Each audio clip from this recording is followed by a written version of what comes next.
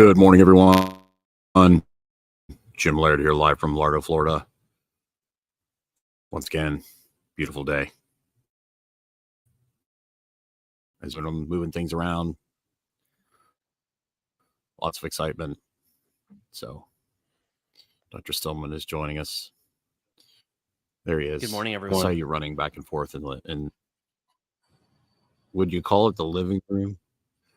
Or whatever more it just is. a really big empty space?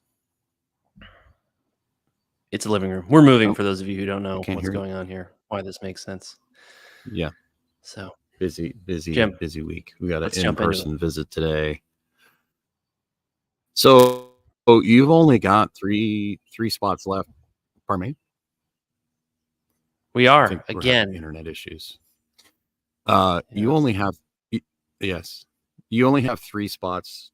This will be much better when I'm doing it from Starbucks, by the way, or Panera Bread. No plug, no paid plug there. So you only have 3 spots left in your Htma. We do. It's course. true. And we're opening it up to the public today. So I'm going to share a link in the description. The good news is, though, if you do go to buy it and it's sold out, you can get on the wait list. You can buy the course and get started on the course. And that way, the next time we release the coaching program again, which will probably be in about 3 months, you'll get first dibs, especially if you buy the course. You get messaged like first. We message them first, then we message the people on the list 3 or 4 times, and then you do your webinar to sell, to see if there's anyone else interested, and then we release it to the public. So 30 spots. Right. We got 3 left. So that's right. And then this week's topic for our do you remember what our topic is this week? I do not. I should know. For our webinar?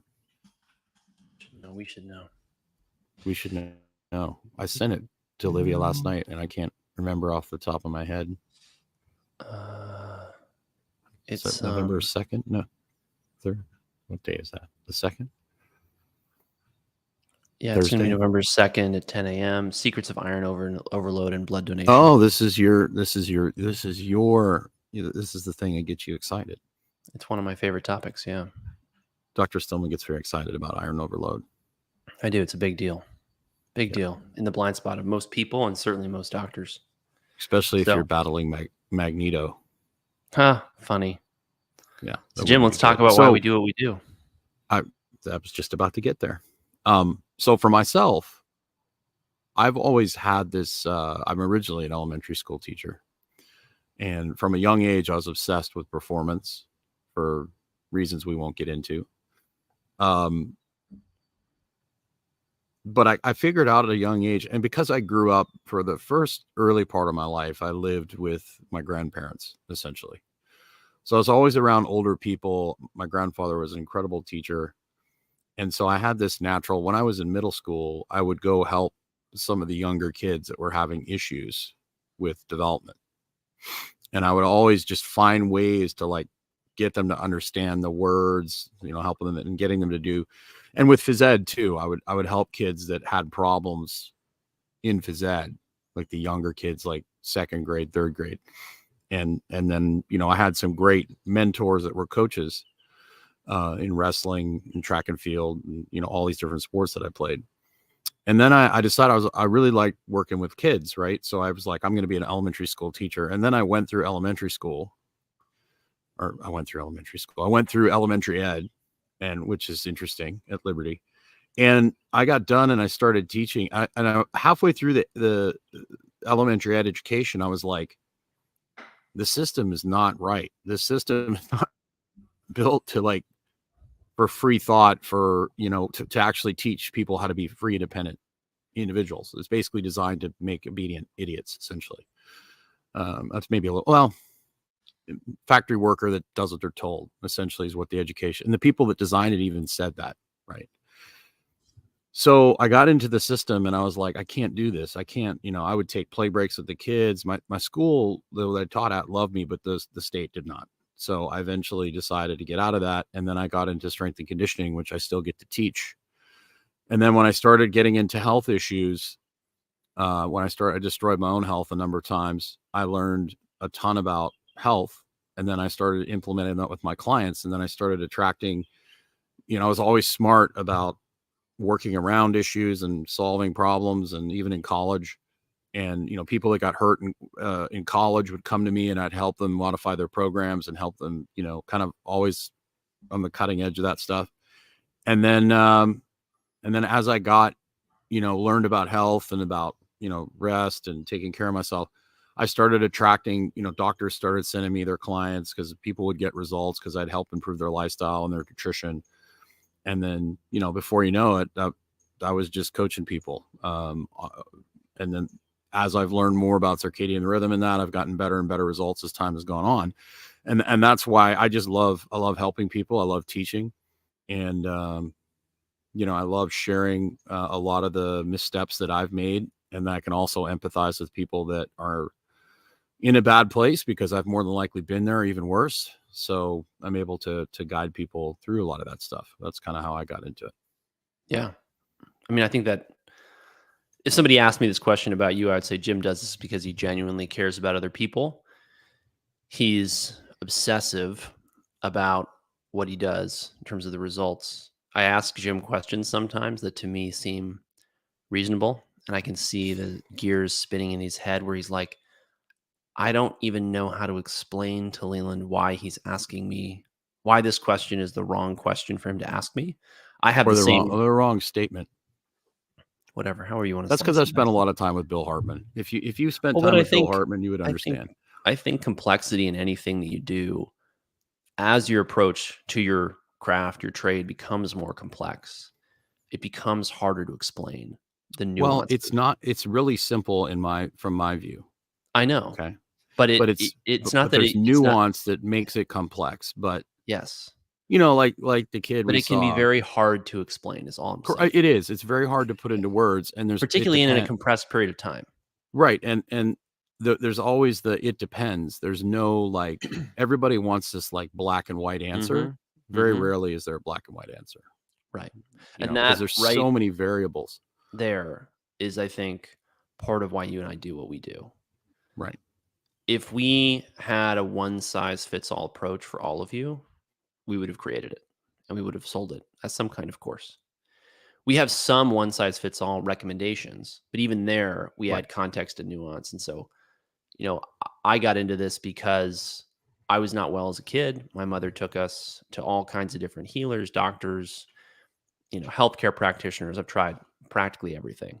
And the things I haven't tried that I find out about, I usually try, you know, even if it's just sort of for I don't know, kicks.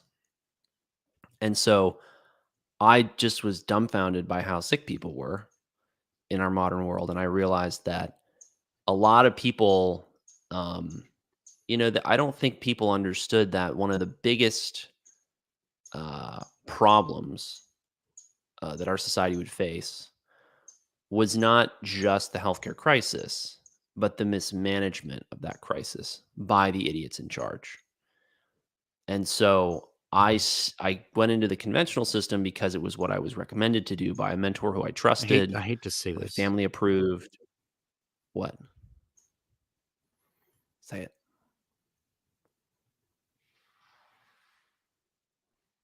I can still hear you. You You said, I there? hate to say this, and then you left me with a cliffhanger. Oh no, it was delayed. I think I hate to say this, but unfortunately, the system is designed to make people sick. Exactly. I couldn't agree more. It's that dichotomy of the system is broken and must be fixed, and versus Well, it's not the broken. system It's is doing exactly. that's what I It's was getting at, Jim, is that the system okay. is Sorry. operating exactly as it's intended to operate, Right. and it needs to be broken and thrown out. 100%. So I got into the conventional system, cross-trained in the unconventional, alternative, integrative, holistic, functional medicine, whatever, uh, and eventually stepped out of both of those worlds into my own practice because I just couldn't find someone who was doing what I wanted to do the way I wanted to do it, who had created a experience for patients, clients, whatever you call it, that I actually wanted to experience myself. You know, I looked at the long wait times. I looked at the long response times. I looked at the cookie cutter protocols. I looked at the over reliance on supplements, the over reliance on procedures, gadgets, gizmos, whatever. And I thought, this isn't what it should be. This could be a whole different experience from start to finish. This could be a much, much better uh, product, service, experience for the person who needs it, right? And if there's anything there's nothing really more sensitive than your own health. So, how on earth is it that we don't have any kind of service that really is what it should be, that leverages all the different tools and technologies we have for the delivery of that healthcare? And really, I really, really want to help people because, like you said, to us, it's simple. Like what we do to help people get well seems very simple. So simple sometimes that I think we uh we don't oversimplify it for people, but sometimes we tell them, look, you got to do this, this, and this, and they don't even understand the complexity behind the recommendation. And Right. sometimes I think we lose track of how little the average person knows because oftentimes we're attracting the higher level folks who've already listened to all the podcasts and read all the articles. And in fact, what we're more challenged to do is to deprogram from the stuff that they've been programmed with by the marketers who now heavily, heavily inhabit the integrative and health and wellness space. And that's part of why and really, I think part of the ethos behind what we're doing is we want to deliver an exceptional experience for the price point that people can afford that gives them the results they need and starts them in the place that they should start. Because what we've seen happen in the health and wellness space is people are overloaded with information. They get overloaded with products because the products are what get people, they create the incentive for people to create content. And we don't have any animosity for people who, sell products. Products are necessary. I couldn't do my job without products. I could, but it would be harder. Jim's job would be harder without products, right? Although he can do it without products too, right? So we understand the need for this, but the commercialization, the consumerization, I don't even know if that's a word, but I just made it up, of society, of the health and wellness space has led people to feeling overwhelmed and confused and stressed out and frustrated, and they don't get results. And then they come to us and we almost feel bad when we point out very fundamental errors that they're making within a matter of minutes of meeting them. And they say, wow, no one ever told me this. I can't believe you just figured it out. I mean, we've had many, many experiences where we looked at something and we said, you got to do this and this and this. And sometimes in our group coaching programs, or we like to call them masterminds now, because I think they convey more of what they are. In our masterminds, we'll have people come in and, they won't even ask us a question. They'll just listen to other people ask questions and they'll hear the process that Jim and I go through and they'll solve their own problem. Because what we're really doing is we're training people to solve problems through a certain framework, a framework that is really grounded in what is nature, how does it work, how should we live in nature, and quite frankly, how can we cheat? Because humans don't really live in this whole natural medicine in some ways describes what I do. But the truth of it is, if humans lived a very natural life, we would not live very far outside the tropics because we have to do, and I say that word natural with, I want some air quotes around it because it's such a loaded term, right? Is it natural for us to cut the skin off of other animals and then use that to insulate ourselves from the cold? Well, obviously, yes. But if that's natural, then why isn't it natural for us to drill down into the ground, extract petroleum, and turn that into clothes or cars or, whatever? So we actually teach our patients how to understand, and clients in the coaching programs, how to understand how their body really works, and not just how it works, because that on an academic level is very easy. You can go out and buy a textbook and find out how your body works.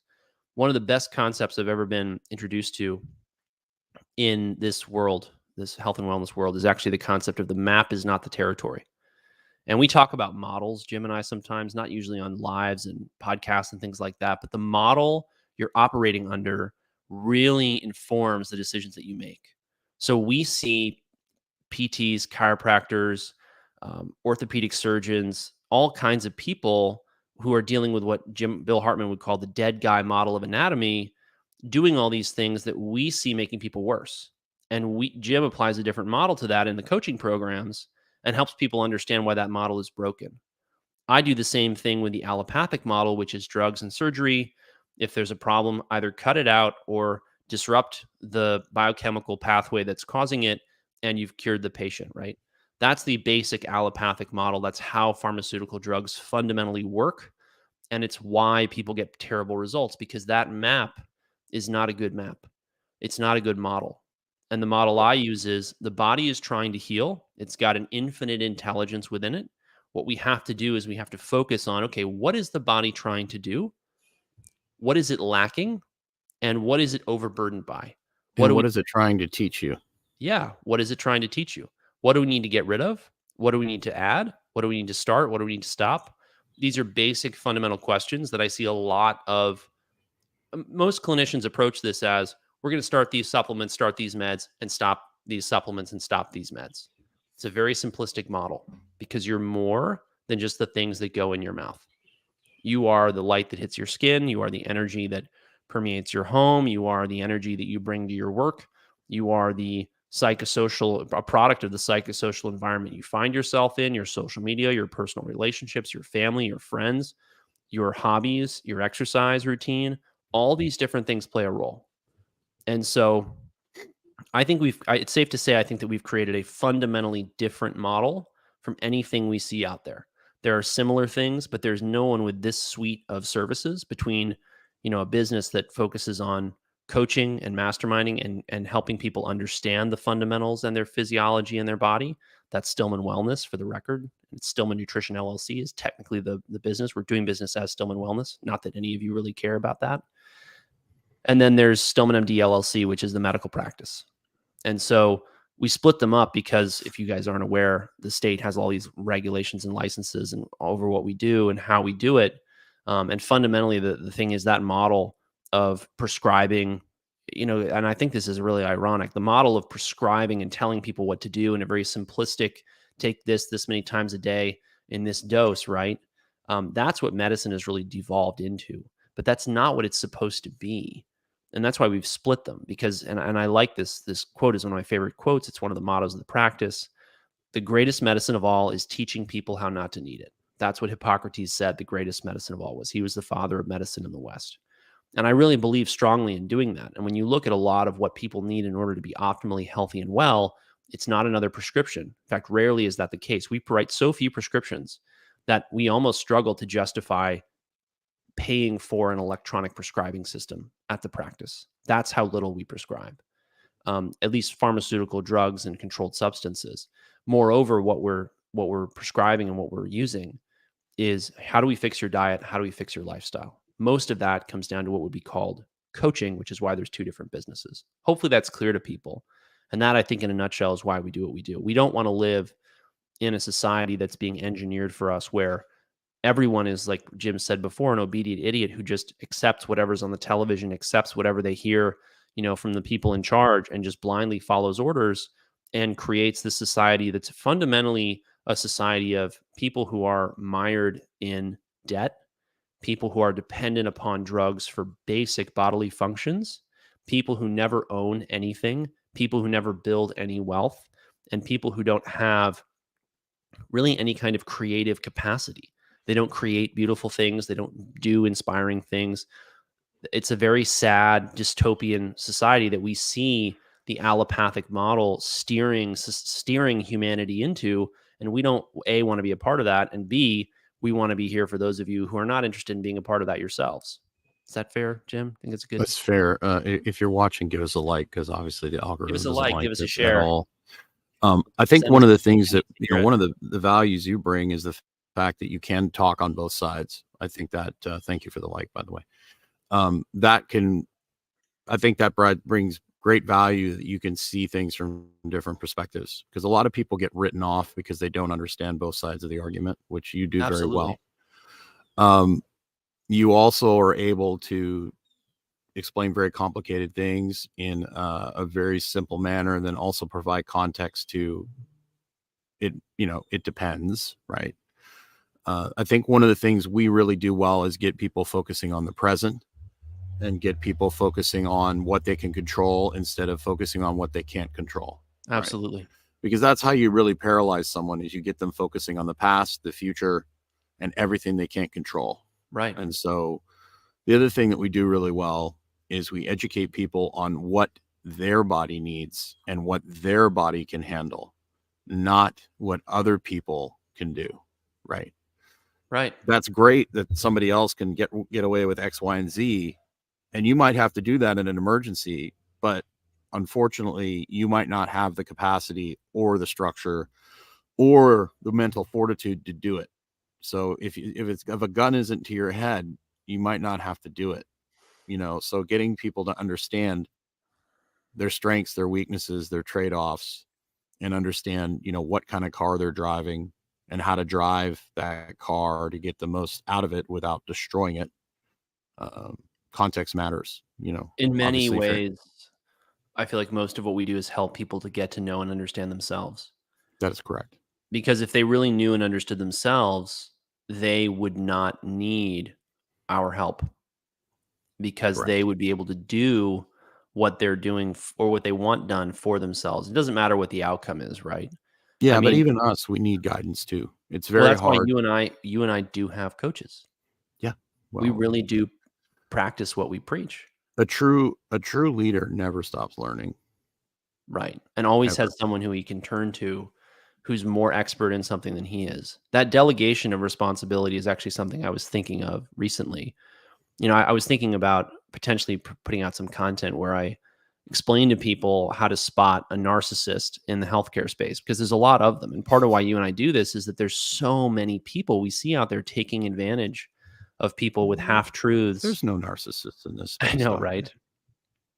And one of the hallmarks I've learned of really balanced, healthy, genuine practitioners is that they don't try to be all things to all people, and they give credit where credit is due. If they see a great strength coach, they're like, wow, that person's a great strength coach.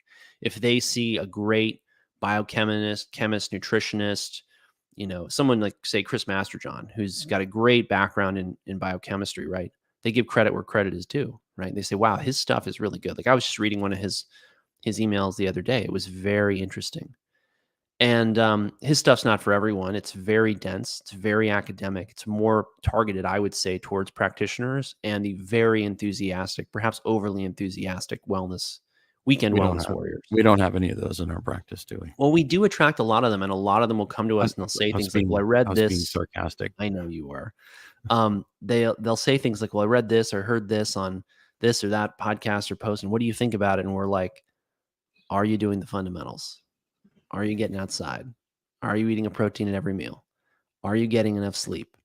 What about this? What about that? And it's so funny, right? Because that's, I think, a big difference between us. That's maybe the biggest difference between us and most people in our space, is that they're very focused on some things that are important, admittedly, and that are often in their unique area of expertise. But I'll sometimes joke with people when they ask me why I didn't subspecialize as a doctor. I'll say, subspecialization is for doctors who are not ambitious enough to try to know everything, and that's not my problem. But on that note, I know when I'm out of my depth, and I know when someone needs an expert with a different skill set, and I'll refer them. And I think that's one of the things that makes me different, or not makes me different, but I mean, it does, I guess. But I've noticed the real narcissistic people out there in the healthcare system, they really don't give credit to other people. And, we do. We love referring out to good people for good services. Very few things that I do, or I mean, I've come up with my own little spin on things, but I've learned from other people, Mm-hmm. and if I have somebody that I can't, I'll experiment on them and try different things. And if I can't get the needle to move in the way I think I should be, I refer out immediately, or I'll get on a call with Bill Hartman and ask Bill, I'll ask Bill for insight, so, you got to have networks of people that you trust. And the big thing too is a lot of people don't want to hear this, but a lot of the issues people are going through today are a lot psychosocial type issues. The mental health aspect part of it is absolutely massively insane. And that's why getting people present, getting people in the moment, getting people in nature has so much value. But so many people, their brains are stuck in a pattern that just won't allow them to get in a good place. And that's where, things like EMDR or neurofeedback come in to help move the needle on that. Because if you have somebody who's just completely locked in a certain brain pattern, I mean, you can definitely do things to improve their health and nutrition. That's definitely going to help take the edge off. But a lot of times, until they really seriously get after, resetting that pattern they're stuck in, just like breathing mechanics or posture, unless you give somebody more options, if that brain only has running at 8,000 RPM as its number one option, it's going to be really hard to get that brain to learn how to not do that. Yeah. And I want to go back to something that I said earlier. I said that we help people. We call our group coaching sessions now masterminds, because I When think did we people make that decision? Did we make that we made it yesterday? last week. No, I made it We last did? week. Okay. You might Thanks have for not letting me been know. on the call at that moment, actually.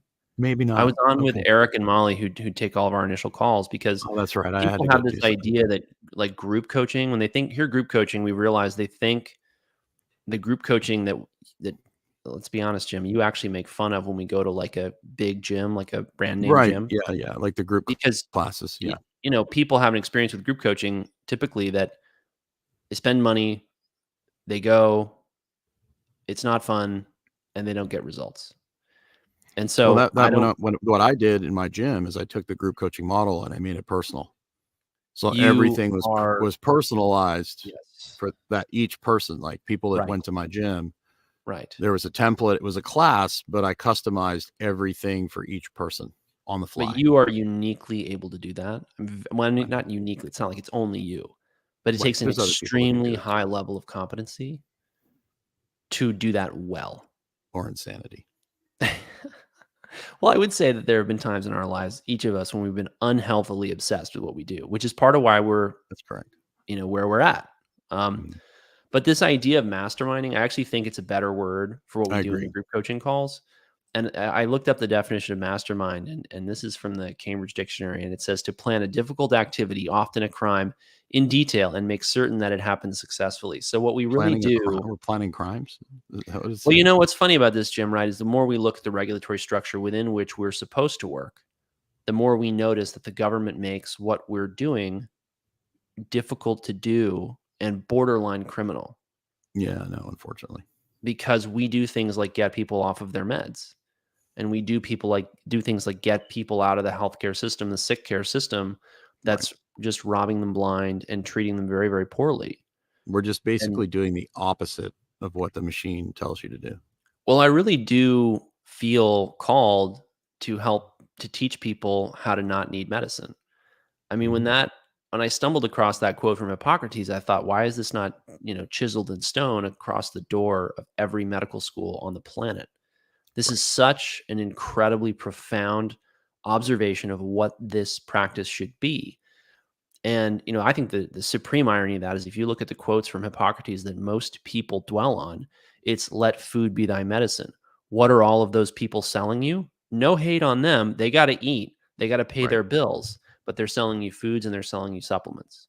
And we get many, many people in who paid fortunes for healthy organic food. They pay fortunes for their supplements every month, but they need someone to help them mastermind their wellness Yeah. and Well, and figure out. I took the same approach with my coaching. I Yeah. always told people I was going to teach them how to train themselves. Yes. And there was 50% of those that really were into that. Hmm. Excuse me. And the other 50% said, I don't care. I think all day. Just tell me what to do. I don't want to know why. Right. Right. And then there was even the 50% who I taught them how to train themselves. And then some of them became trainers themselves. They still wanted the accountability. I don't know what's going on here. They still wanted I think it was Bill Gates mosquito got me and I inhaled it. That doesn't. Um, so eat the bugs. So, they still wanted the accountability and the guidance. And then people that were doing great, even the people that are doing great, kind of, steer off the road a little bit, and you have to go stay calm, just relax, don't oversteer, just keep the car on the road. You're fine, get back to the basics. So even though we're teaching people not to need us, most people are gonna want the accountability. Well, the truth is, even though we'd like to do that, there are always unique scenarios and situations. And we're here to train people in the fundamentals, but they can't possibly learn everything. I mean, there's a role for expertise.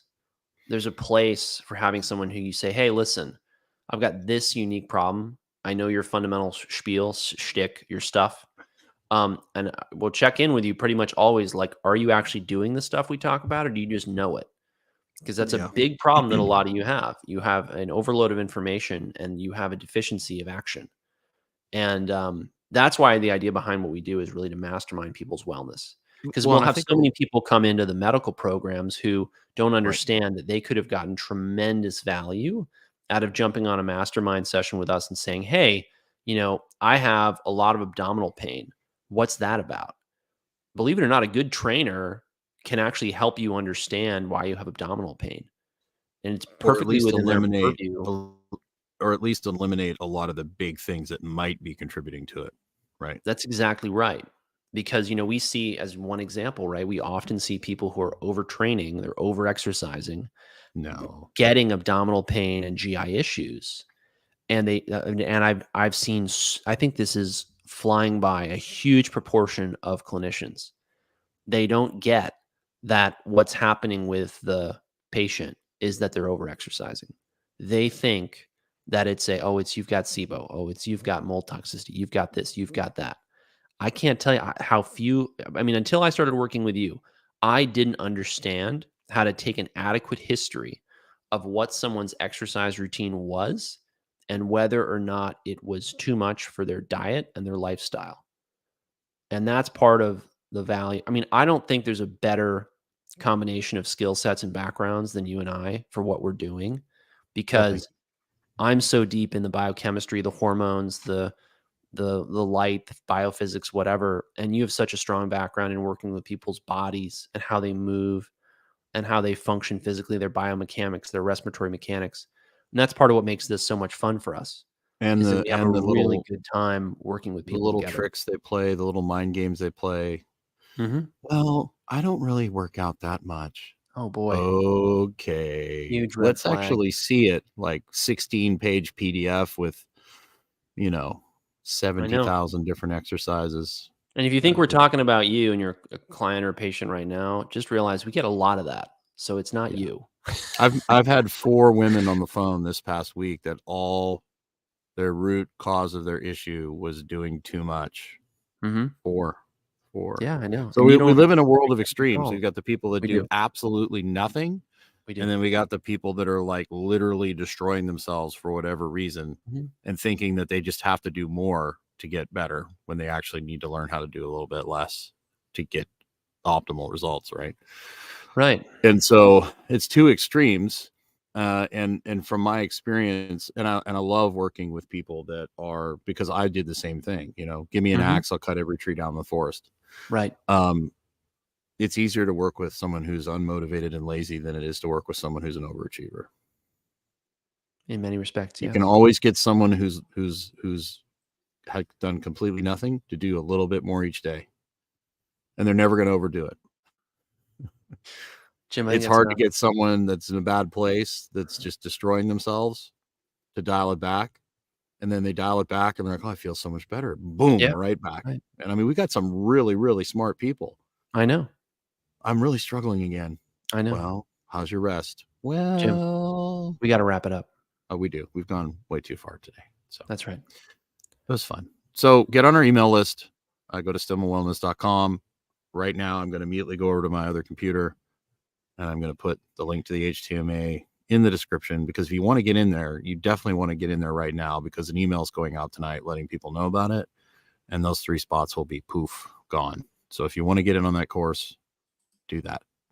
And then our topic this week for our webinar is, what is it, doctor? It's Secrets of Iron Overload and Blood. it's right. It's your home run. It's your grand slam at the plate at the World Series. Bases loaded. Pitch comes over. Boom. Hits it out of the park. All right. Have a great day, everybody. Get outside.